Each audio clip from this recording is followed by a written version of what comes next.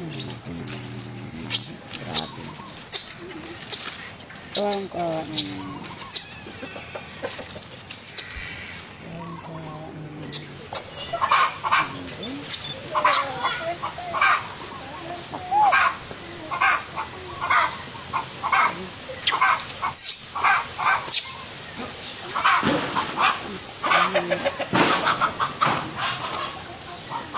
Wala man nakatulong sa kanya. Kawawa naman.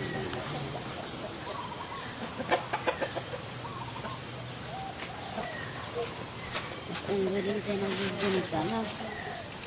Pinapanood lang. Nahirap na siyang paano makakalas na itong lintik na ahas na to, oh.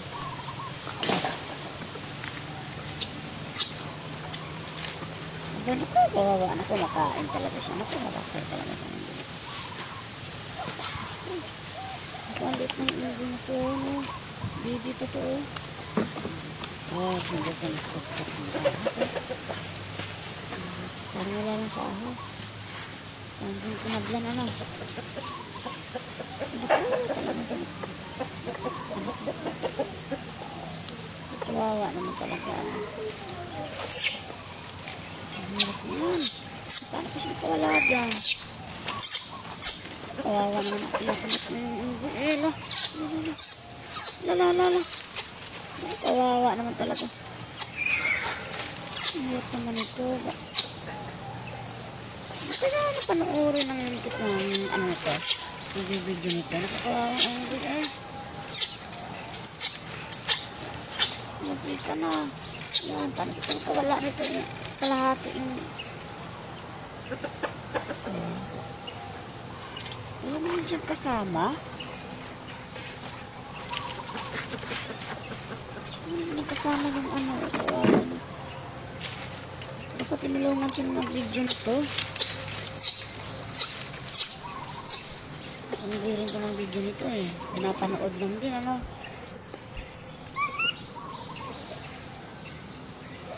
Mahirap na siya. Paano ko siya nakawala dyan?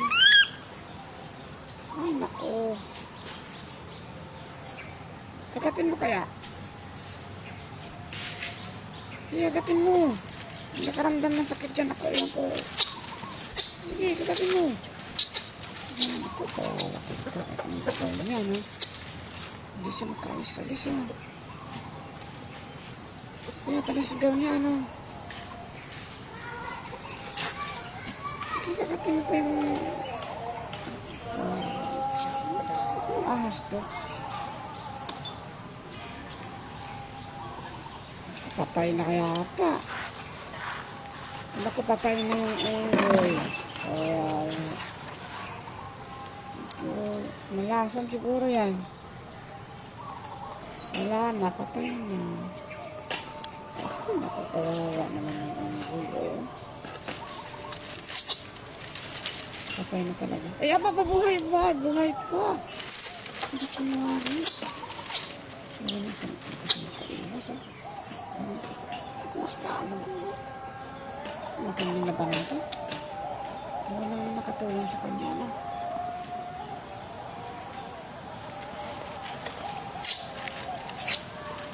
Hindi ang kapit itong ahas ito sa loob ng butas, eh. Ayan. Kakatin mo pa, eh. Kakatin mo talaga, eh. Wala pang ipin. Atang unggo na to, eh, no? Hindi ba ka lang na nasakit yung ahas, oh. Sige, kakatin mo. Hindi ba sakit na? Nakakat niya, no? Ano mo? Diba? Talagang batang-bata pa yung unggo, eh, no? Ano mo? Makaliit, eh.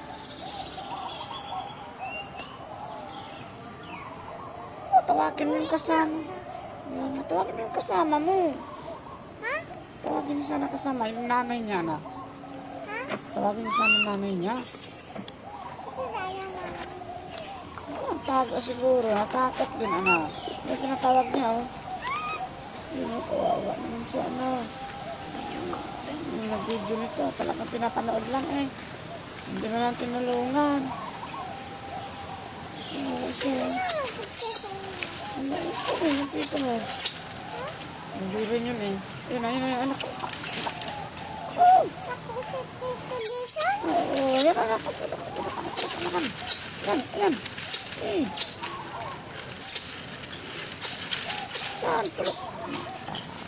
Mamamatay itong ungol ito. Mamamatay siguro yan. Ano ka wala? Eh. Sa gitna na yung tayo. Ano ka nakakumulo? Hindi mo tinablan yung anong kagat niya eh. Kalabas naman. Ha? Kalabas. Gusto ko kalabas eh. Yan, tingnan mo naman oh. Yan naman yung Lagi. halos pa nga. Halos na yan. Oo. Yan mo, oo.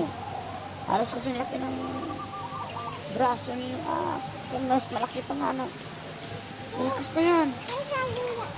Wala sa saging dyan. Yung ano yan. Sa puno sila ng nug eh. Yan. Wala na. Yun. Wala na yan. Eh, akot mo. Akot mo ito. Akot sa taas.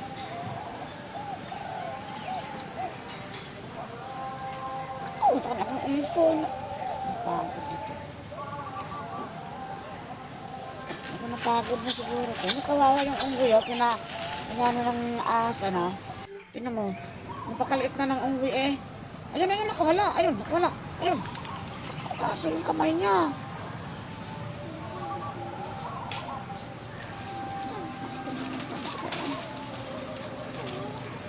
Kasi makaalis niya yung kamay niya na nasa loob ng butas. You know? Ayun na, hirap na nga. Ayun, ay. Paano ka na? Ay, makakatay itong unggoy niya. Makakatay siya. Ako, ayun. Wala na ko napasok na sa loob ng ulo. Wala na talaga napasok na sa loob. Kahit anong kagat na gagawin niya eh.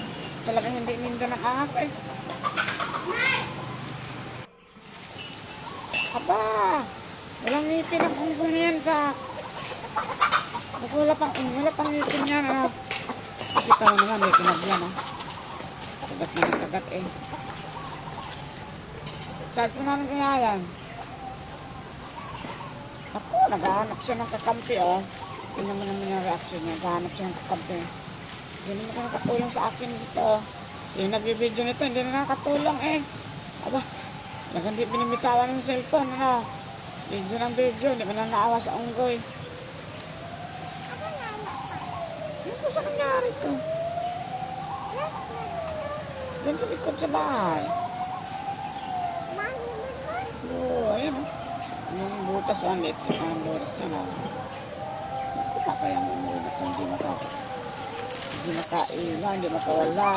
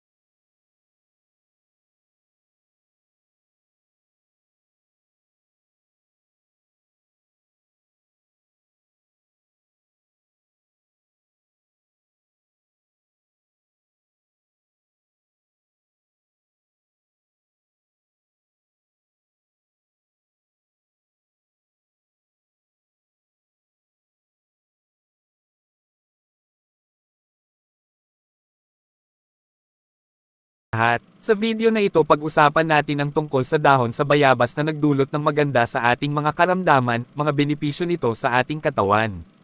Alam nyo ba na ang bayabas ay isa ring superfruit na nagtataglay ng mga sustansya na kailangan ng ating katawan upang labanan ang mga malalang sakit? Anong SUSTANSIYA mayroon ang bayabas?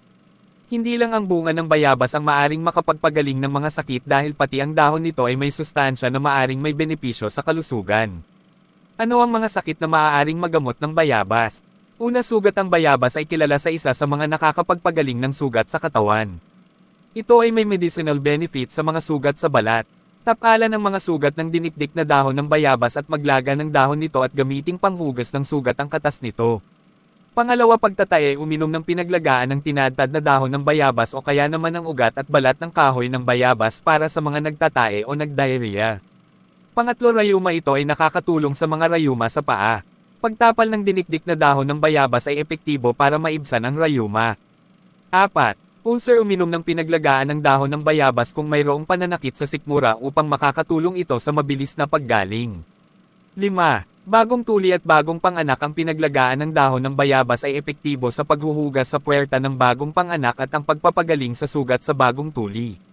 6. Pamamaga ng gilagid at pananakit ng ngipin. Nguyain ang dahon ng bayabas upang mabawasan ang pananakit ng ngipin. Ito rin ay makakatulong upang mapahupa ang pamamaga ng gilagid. Paano gamitin ang bayabas para sa mga sakit?